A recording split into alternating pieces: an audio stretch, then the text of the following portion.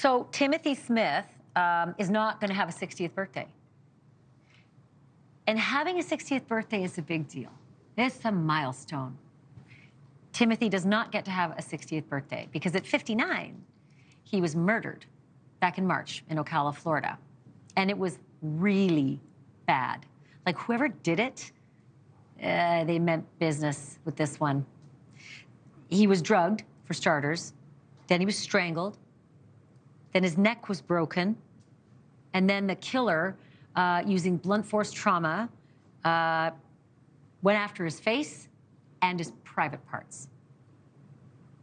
That gives detectives something to go on, right? When someone is murdered in that way, nice guy like this, prime of his life. But it was 8 months, like 8 months ago, and no arrest. And you know what I always say, and you know what you always think. Follow love.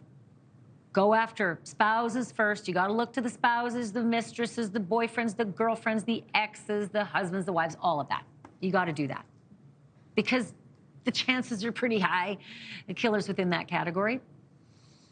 Timothy's husband, Herbert Swilley, was like a really nice grieving husband.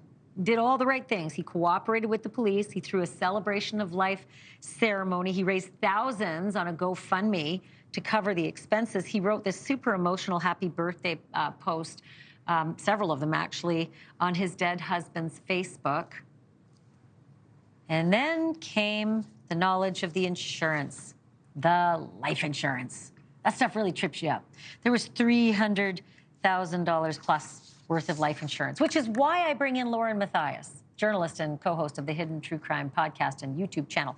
Lauren, 8 months to finally make an arrest, and it is the husband, the grieving husband. Why did it take so long?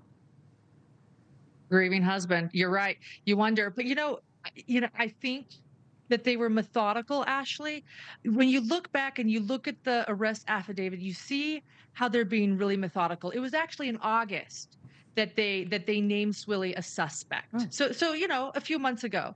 And back then when they named him a suspect, they actually said, and if anybody can come forward with information, please do. We need more information. And we have to point out that the charge, it's not just first-degree murder if that's not bad enough. It's premeditated. Again, that's what first-degree murder is. Premeditated first-degree murder. And when you're going to put a charge like that, you need to show that they planned it. You need to show how they planned it. It's not just that they did it. And so I think that they were dotting their I's, crossing their T's to make sure that when they brought these charges forward, they were certain of these charges and no bond as well. Yeah, well, that never surprises me when it's murder because it's pretty serious, especially in a death penalty state.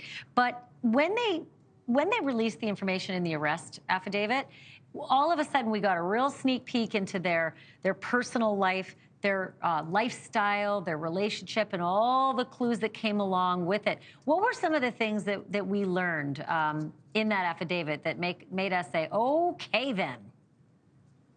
Yes, right. We did get a peek into their personal life in that arrest affidavit. We learned that Timothy was found in their second home in an apartment that they say was used for sexual activities, that they had an open relationship.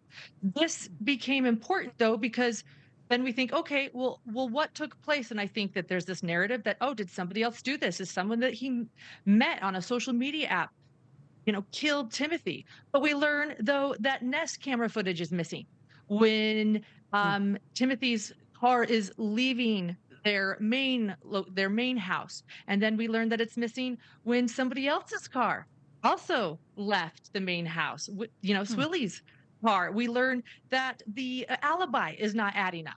We learn that there is cell phone footage that shows that perhaps, or not footage, excuse me, data that's showing that he might have gone and disposed of some carpets and all these other classic things. And that's where this comes out in these court documents.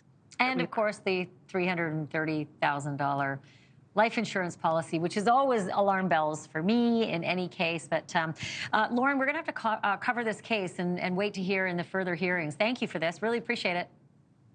Thanks, Ashley. Lauren Matthias joining us. She's a journalist and co-host of the Hidden True Crime podcast.